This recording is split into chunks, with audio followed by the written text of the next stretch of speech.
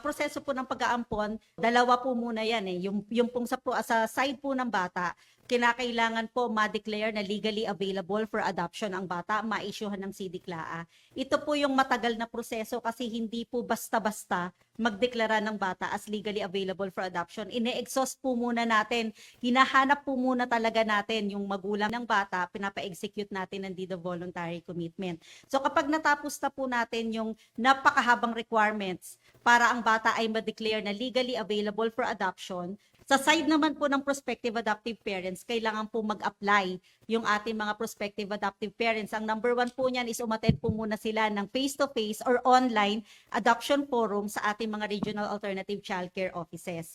And then magko-comply na po sila sa kanilang mga requirements. Kinakailangan po may home study report na gawa ng isang licensed social worker. Kagaya po ng sinabi ko kanina, serbisyo po ng licensed social worker ang kailangan natin para tulungan tayo sa proseso ng adoption.